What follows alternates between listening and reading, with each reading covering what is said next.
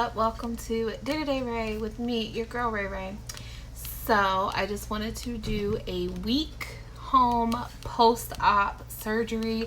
I just got back from my week 1 appointment. Everything is all good in the hood. I am down 10 pounds. I am now at 320. So yeah, awesome sauceums. My incisions are healing really well. I'm in no pain. I've been getting along, but I still am on a weight restriction. I can't lift no more than 10 pounds for another week or so. Tomorrow I can start my puree foods. Looking forward to that. So yeah, my blood pressure was good. My sugar's good. They still want me to take my blood pressure medicine, but it is what it is. And my Simvestin, which is my cholesterol medicine. She said you'll probably come off of it eventually, but right now we just want to leave you on it. I said okay, that's fine. But everything's good. So yeah, the other night though, I have to tell this story because it's crazy. I told the doctor this too. So the other night, it was Monday night.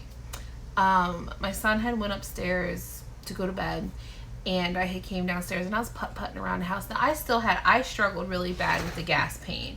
The gas pain, I mean, I'm basically a human balloon during surgery, but the gas pain was terrible for me. That was the worst, like seriously. So, Monday night, everybody was already in bed and stuff, so I was looking for the remote control so I could watch TV. I can lay on the couch and watch TV. And she wants to play fetch. So I was looking for it. It was on the floor. So I was looking for the remote, picked it up. Well, okay, so what happened was I was squatting down. I was going real slow. I was holding on to the fireplace. I'm going down real slow and I'm squatting. And all of a sudden it was like an explosion in my stomach. It was this big pop. It was like, it was terrible. I froze and sheer terror just went all over me. Like I was just like, because it was like this big pop in my stomach, like this big, like I don't even know how to explain it. It just felt like an eruption in my stomach.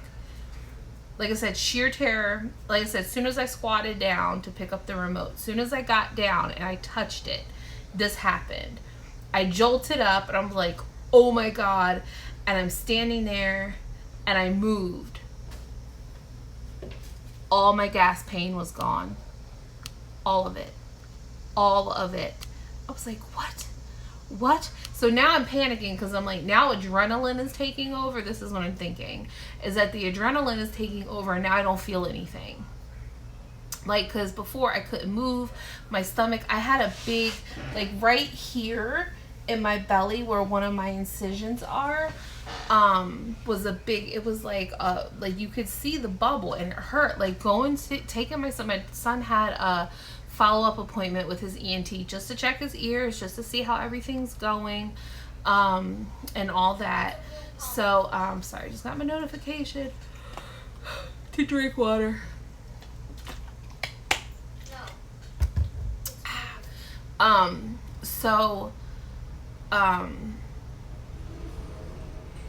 I just totally forgot what I was talking about. So the car rides have been terrible because whatever's in there, like it hurt my belly. Every bump made my stomach hurt. It just felt like everything was just shaking around and juking and jiving and like I don't know what it was. So but I freaked out and I came upstairs and I told my husband, because he was still awake. Luckily he was in bed. I'm like, are you awake? And he's like, barely, what's the matter? And I told him and he's like, you probably moved something around and that gas bubble that's bothering you finally exploded. Instead of coming out your butt, it popped inside. And I was like, you know, I didn't even think about that because, like I said, sheer terror, panic, everything. But I still ended up staying up till like 3 in the morning because I wanted to make sure the next time I had to use the restroom, there was no blood. I wanted to make sure I passed gas again, you know, so like, and no blood or nothing, because I'm like, oh my God. But when I told the doctor today, she said, you probably popped that big gas bubble that you had in there. And I was like, yeah, but it was terrifying. It was horrifying. I was like so scared, like so scared. And she's like, but if it was instant relief and you have no pain, then you're fine. And I was like, yeah, but it was still horrifying. So that's what happened, because she said that, you know, that it was all good. So like I said, I got checked out. Everything seems good. We went over my diet plan. She said my next weight goal is 299, and I have an 8-week post-op appointment October 2nd. So that will be my 8-week post-op appointment. So she said 299 is the goal, and then we'll start a new goal. So hopefully I'll get there. I don't see why I wouldn't. So let's see, 10 pounds down. So that is good news. Really nothing else to really report. I did talk to her a little bit about my medicines because I do have to take Synthroid. So I've been trying to figure out my medicines, because with Synthroid, you can't take vitamins, and especially calcium, until like 4 hours after you take it. Now right now, because school hasn't started yet or anything, my schedules are all messed up, and I'm just trying to find a balance between everything, because then she told me that I actually shouldn't even be taking my Prilosec, because I have a special prescription Prilosec I have to take for the next 90 days. She's like, you can't take that with your Synthroid either. And I was like, oh, well, I usually take both in the morning. And she's like, no. So she said I may have to switch and take my Prilosec at night instead of the morning, and then just take my thyroid medicine in the morning. And she said as long as my calcium tablets, because I have to take 3 a day, is spaced out every 2 hours, then I should be okay. So I haven't taken any yet, but I have these. I got these at Walgreens. They were on clearance. They're 400 plus 500. So I've only been taking 2. And then I take this weird contraption. And then I have to take 2 of these every day. I take these at the same time though. So like, well, what I've been doing with these is I've been breaking them in half and crushing them up and then taking a drink with them. So yeah, and then this weird contraption. So I don't know if anybody ever had to, I see my son's been playing with it. After surgery, they give you this in the hospital. And this was the goal that I had to do, and I had to keep that here for 5 seconds. And then you have to keep this indicator between the lines. So there's like the indicator, and you have to breathe in. So it's like,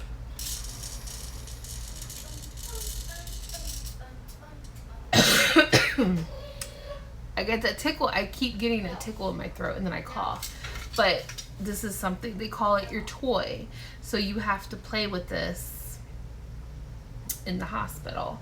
So after surgery, because of course anesthesia, your lungs are resting.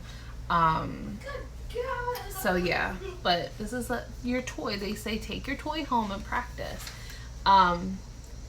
I'm actually better with it, but because I still have like a little tickle and I do have some congestion, it's still a little hard for me, but I'm getting there. So anyway, like I said, appointment today went super good. No pain anymore. Hold on.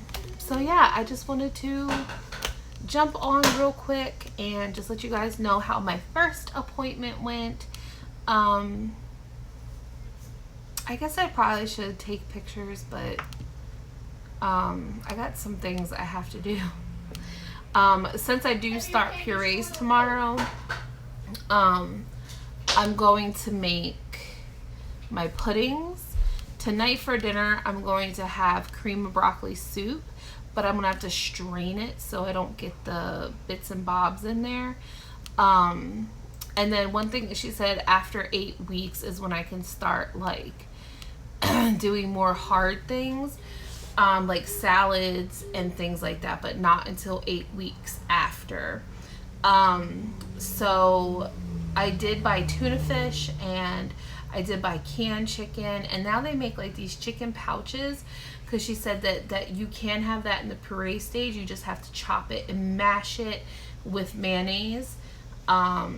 So I have to do that and then try and see if that, you know, just little by little. I bought little containers, they're less than a cup containers, these little itty bitty containers, so that one container will be 2 separate portions. I wanted to buy the 2-ounce containers, but they didn't have any at the Dollar General. So but even the half cup containers, a half cup is more than 1 serving for me. So but I'm actually gonna make my puddings with muscle milk, because I don't have any unflavored protein powder, or I don't have any powdered protein, like protein powder. So I'm just gonna use the muscle milk, because she said get your protein in. My goal is to get 60 some grams of protein in within the next week, and then I go to the soft food stage. So so yeah. Alright guys, I hope you enjoyed this video. Like I said, I just wanted to check in super quick. I gotta get some things going. I want to clean up. I'm not trying to overexert myself, but I still got some things I have to do. Last night I did add some things on my Poshmark account. If you guys are interested in anything, I put some really cute, I don't know if you guys remember the one woman within haul that I did a while ago, I think last year. I think I wore the skirts one time. They're really cute, like a mint, like a light mint color with little watermelon slices, and then I have their size 28, and then I have a white background with a little cute pineapple. Their skirts are from Women Within, size 28. I have them listed, I think, for $13 or something like that. So if you guys are interested in any of that, I did put a few other shirts and stuff on there. But yeah, so it might take me a minute to ship, because I have to wait for my roommate to print the shipping labels. But for right now, until we figure out our printer situation, because we need ink but can't afford ink. So yeah. Alright guys, thank you again for watching. I know I already said that, but I promise I'm leaving you guys now.